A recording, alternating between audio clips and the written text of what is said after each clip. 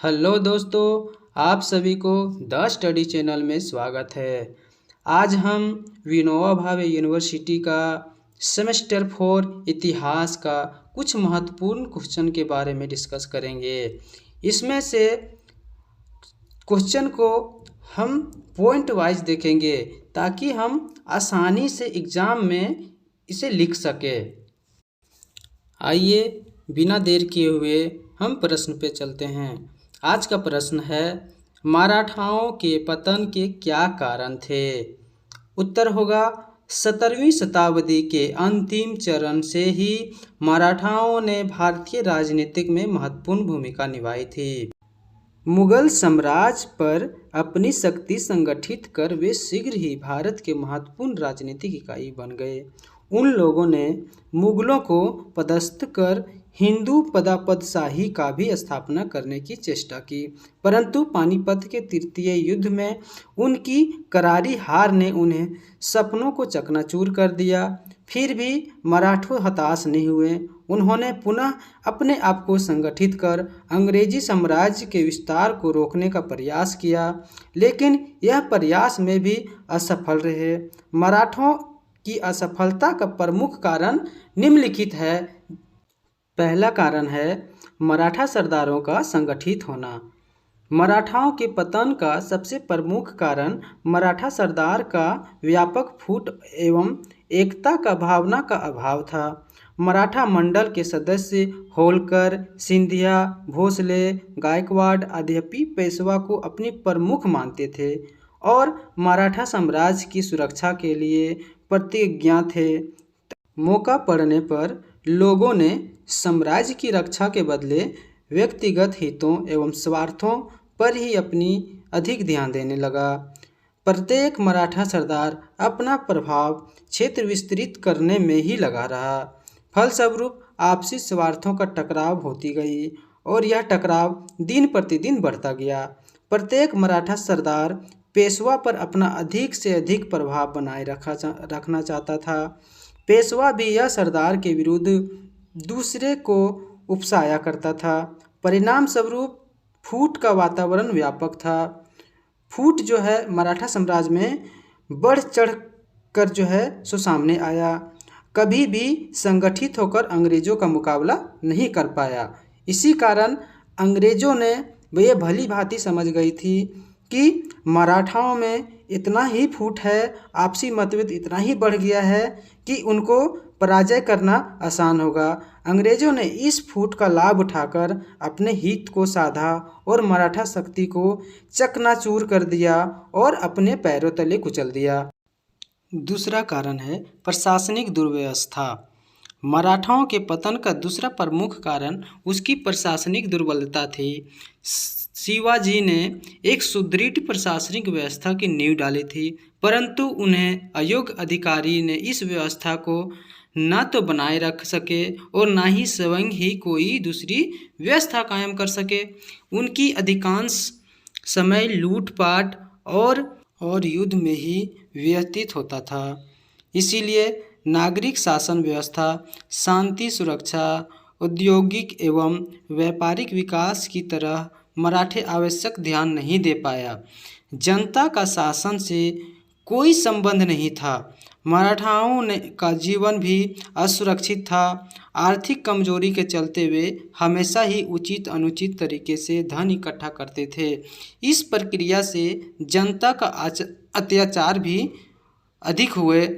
फलतः सरकार के विपरीत के समय न तो जन समर्थक प्राप्त हो सका और न ही प्रशासनिक सहायता मिली। इसी कारण मराठाओं का पतन हो गया था। मराठाओं का प्रशासनिक दुर्व्यवस्था इतनी ही कमज़ोर थी कि वे अपनी लूट घसोट को अधिक प्राथमिकता देते थे और उससे जो धन इकट्ठा करते थे उससे वह शासन व्यवस्था चलाते थे। यह लूट व्यवस्था जो है सो कब तक चलेगी? मराठाओं जो है ना ही तो अपनी व्यापारिक व्यवस्था पर ध्यान दिया, ना ही ऐसे शांति सुरक्षा, ना ही ऐसे कोई औद्योगिक काम किए जो मराठाओं का आर्थिक व्यवस्था और प्रशासनिक व्यवस्था दोनों सुदृढ़ हो सके। तो एक कारण बहुत ही महत्वपूर्ण माना। मराठाओं का पतन का महत्वपूर्ण कारण में से एक प्रशासनिक दुर्व्यवस्था भी है। तीसरा कारण अयोग्य नेताओं का अभाव। किसी भी राजवंश या तो किसी भी सम्राट का अयोग्य होना या दर्शाता है कि वह उसकी शासन व्यवस्था ज़्यादा दिन तक नहीं चल सकता। इसीलिए किसी भी राज्य में योग्य नेताओं का होना बहुत ही आवश्यक माना जाता है। इसका प्रभाव पूरे राज्य पर पड़ता है, पूरे राजवंश पर पड़ता है और इससे वंश को आगे बढ़ाने में मदद मिलता है।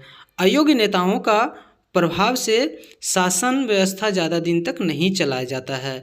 वही समस्या मराठाओं के साथ हुआ। प्रारंभ में मराठाओं के बीच अनेक साहसी एवं प्रतिभा संपन्न नेता हुए जिन्होंने मराठा शक्ति का उत्थान में अद्भुत योगदान दिए, अपनी 100% योगदान दिया। उन्होंने प्रारंभ में जितने भी मराठा शासक था उन्होंने अपनी राज्य को सुसंगठित करने का प्रयास किया और राष्ट्रीयता की भावना से अपने राष्ट्र को एक सूत्र में बांधने का प्रयास किया और बहुत हद तक सफल भी हो गए। लेकिन यह राष्ट्र भावना ज़्यादा दिन तक नहीं चल पाया।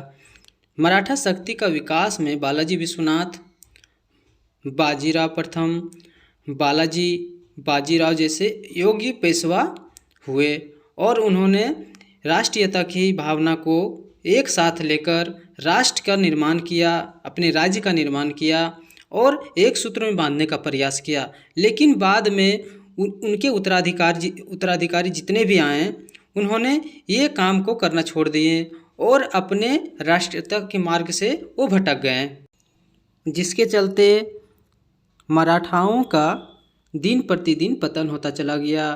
और योग्य नेताओं का ना होना कितनी इम्पोर्टेंट है ये तो भली भांति मराठा ही जानते थे। इसका फ़ायदा उठाते हुए अंग्रेज़ों ने इस पर युद्ध कर दिया और वो अंग्रेज़ों का सामना नहीं कर पाए। नेक्स्ट कारण है मराठाओं सरदारों का आपसी प्रतिस्पर्धा। मराठाओं सरदारों की आपसी प्रतिस्पर्धा भी उसके पतन में सहायक सिद्ध हुई। सामंतई भावनाओं और उद्देश्यों से प्रेरित होकर वे सदैव एक दूसरे को नीचे दिखाने का प्रयास करते थे, जिसके चलते वे पेशवा की शक्ति को भी नहीं मानते थे। ऐसी स्थिति में केंद्रीय शक्ति कमज़ोर होती चली गई और विकेंद्रीकरण की प्रवृत्ति प्रबल हो गई। प्रत्येक मराठाओं सरदार ने हितों की रक्षा में लगा रहा। इतना ही नहीं, मराठाओं के राष्ट्रीयता की भावना भी नष्ट हो चुकी, जिसके चलते मराठाओं सरदार की आपसी प्रतिस्पर्धा बढ़ती चला गया। आलंग मराठा युद्ध में भी सरदारों मराठाओं के एकजुट होकर अंग्रेज़ों के प्रतिरोध नहीं कर पाए। वो दिन प्रतिदिन मराठा इतना कमज़ोर होते चले गए कि वो अंग्रेज़ के सामने टिक ही नहीं सकते थे, क्योंकि वे अपनी स्थिति से भटक गए और हमेशा लूट घसोट की ज़िंदगी पर निर्भर करने लगे और मराठाओं का पतन का कारण बन गया। नेक्स्ट पॉइंट है उच्च आदर्शों का परित्याग। शिवाजी ने चारित्रिक दल, साहस, संयम आदि के आधार पर महाराष्ट्र के लोगों को एक राष्ट्र मराठा जाति के रूप में संगठित किया। उसके आदर्श अत्यंत ऊंच थे और वे पालन ईमानदारी से करते थे। दुर्भाग्यवश बाद में मराठा सरदार इस आदर्शों को छोड़कर भोग विलास, षड्यंत्र, स्वार्थ में डूब गया। इसका बुरा प्रभाव जनसाधारण पर भी पड़ा। प्रशासनिक व्यवस्था ढीली पड़ जाने के कारण जनता का अत्याचारों और मुसीबतों का सामना करना पड़ा। जनता उदासीन और निष्क्रिय हो गई। कोई भी राष्ट्र जन समर्थन के अभाव में नहीं टिक सकता है। यही बात मराठों के साथ हुई और पतन का कारण बन गया। नेक्स्ट पॉइंट है देशी शक्तियों के सहयोग का अभाव। मराठाओं की नीति के चलते उन्हें तात्कालिक देशी शक्तियां का मुसीबत के समय सहयोग न मिल सका। मराठाओं ने मैसूर के शासकों हैदर अली और टीपू सुल्तान एवं हैदराबाद के निजाम को आवश्यकता पड़ने पर मदद नहीं देकर भारी भूल कर दी। अगर मराठाओं ने इसे सहायता दे दी होती तो संभवतः आलंग मराठा युद्ध के समय मैसूर के शासकों एवं निजाम ने मराठाओं को भी साथ दिया होता। वैसी स्थिति में अंग्रेज़ों की हालत पतली हो गई थी, परंतु मराठाओं की दुर्दशा एवं नासमझी ने इसे देश की शक्ति का सहयोग से वंचित रखा। फ्रांसीसियों की भी मदद मराठे प्राप्त करने में असफल हो गया और ऐसी स्थिति अंग्रेज़ों के समक्ष उनका टिकना असंभव हो गया। नेक्स्ट पॉइंट है राजपूत रियासतों के साथ शत्रुता। राजपूत 18वीं शताब्दी में भारतीय राजनीति की एक प्रमुख शक्ति थे। प्रारंभिक मराठाओं शासकों ने उन्हें महत्व को समझकर उन्हें सदैव अपना मित्र बनाए रखना चाहता था, लेकिन बालाजी विश्वनाथ के समय से इस नीति में परिवर्तन आ गया। मराठा सरदारों ने राजपूतों राज्यों से जबरदस्ती चौथ वसूला। इतना ही नहीं, राजपूत राज्यों को भी भरकर लूटा घसोटा भी गया। फलस्वरूप राजपूत भी मराठाओं का दुश्मन बन बैठे। वे मराठाओं के सहयोग नहीं दे सके, बल्कि उल्टे उनके विरुद्ध अंग्रेज़ों को ही सहायता कर दी, जिसके कारण मराठाओं और दिन प्रतिदिन कमज़ोर होता गया और अंग्रेज़ों को शक्ति मिला और अंग्रेज़ों की शक्ति मिलने के कारण उन्हें मराठाओं का पतन का सामना करना पड़ गया। नेक्स्ट पॉइंट है सैनिक दुर्बलता। किसी भी राज्य के लिए सैनिक व्यवस्था बहुत ही महत्वपूर्ण माना जाता है, जिसके चलते राज्य की शासन व्यवस्था को बनाए रखने में, खासकर ऐसे राज्य जो अधिक शक्तिशाली हो, उसकी शासन व्यवस्था के साथ साथ सैनिक व्यवस्था बहुत ही महत्वपूर्ण माना जाता है। सैनिक व्यवस्था ही उन राज्यों को फलने फूलने में मदद करता है। पूरी सैनिक व्यवस्था ही उनकी जड़ होती है। वैसे राज्य को हमेशा सैनिक प्रधानता देनी चाहिए, जो मराठाओं में एक कमज़ोर कड़ी थी। मराठाओं के पतन के लिए उसकी दोषपूर्ण सैन्य व्यवस्था भी उत्तरदायित्व थी। मराठाओं ने छापामार रणनीति को छोड़कर यूरोपीय पद्धति अपना तो ली थी, परंतु इनमें वे अभी दक्ष नहीं हो सकते। इनके अस्त्र शस्त्र और युद्ध नीति अंग्रेज़ों के मुकाबले कमज़ोर पड़ गई। यद्यपि फ्रांसीसियों ने इसकी सेना को आधुनिक स्वरूप देने का प्रयास किया था। फ्रांसीसियों ने उनकी सेना को आधुनिक रूप देने का प्रयास किया था। मराठों ने समुद्री बेड़ों का विकास में भी दिलचस्पी नहीं दिखाई। फलस्वरूप वे युद्ध में अंग्रेज़ों के सामने टिक नहीं पाए। नेक्स्ट कारण है गुप्तचर व्यवस्था का अभाव। किसी भी सैनिक के लिए और किसी भी राज्य के लिए गुप्तचर व्यवस्था राज्य का बहुत महत्वपूर्ण अंग माना जाता है, जिसके बिना आप किसी भी राज्य को विजय नहीं दिला सकते।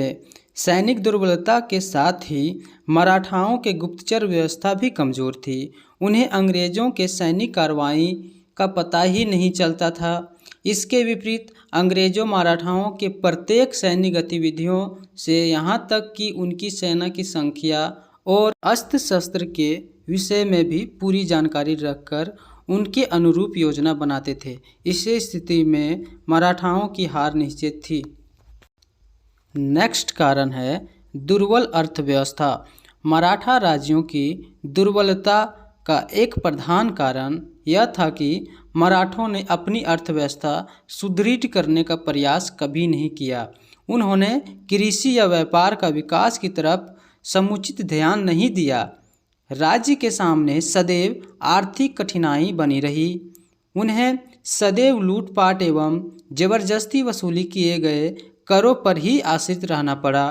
परिणाम स्वरूप यह वे लोग सहानुभूति एवं सद्भावना खो बैठे तथा दूसरी तरफ धन की कमी से सेना और प्रशासन की समुचित व्यवस्था नहीं कर पाए। इसी कारण मराठाओं का अंत हो गया और इनका पतन हो गया।